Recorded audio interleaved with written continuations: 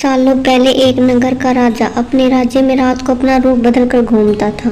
वो रूप बदलने के बाद लोगों से मिलकर अपने यानी राजा के बारे में जानने की कोशिश करता और उनकी समस्याओं को समझता था।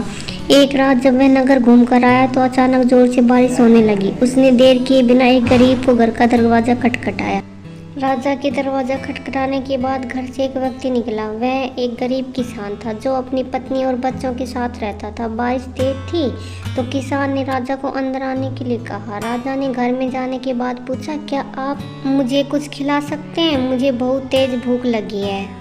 वो गरीब किसान और उसका परिवार 3 दिनों से भूखा था और उसके घर में एक भी दाना अन्न भी नहीं था। किसान के मन में हुआ कि भले ही हम भूखे हैं लेकिन अपने अतिथि को यूं भूखा नहीं रख सकते। अब किसान सोच सोच कर बेचैन हो गया कि अपने अतिथि का पेट कैसे भरा जाए। तभी उसके घर के सामने वाली दुकान से चावल चुराने की तरकीब सोची। उसके सिर्फ अतिथि के लिए ही 2 मुट्ठी चावल लिया और उसे पकाकर राजा को खिला दिया। तब तक बारिश रुक गई और राजा अपने घर लौट आया।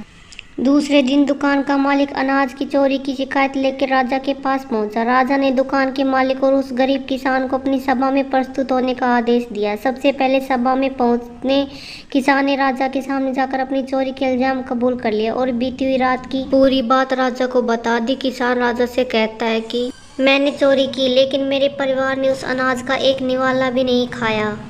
गरीब किसान की बातें सुनकर राजा बहुत दुखी हुआ और उसने किसान को बताया कि अतिथि के रूप में मैं स्वयं तुम्हारे घर आया था। इसके बाद राजा ने सभा में पहुंचे दुकानदार से पूछा कि क्या आपने अपने पड़ोसी को चोरी करते हुए देखा था? दुकानदार ने जवाब दिया कि हाँ, मैंने इसे रात में चोरी करते हुए देखा था।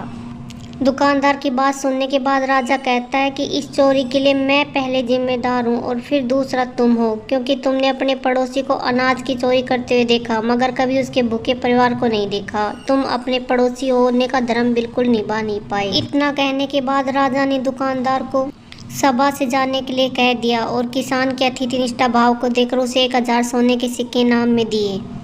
इस कहानी से हमें यही सीख मिलती है, अगर कोई आसपास रहने वाला मुसीबत में है तो हमें उसकी मदद अवश्य करनी चाहिए।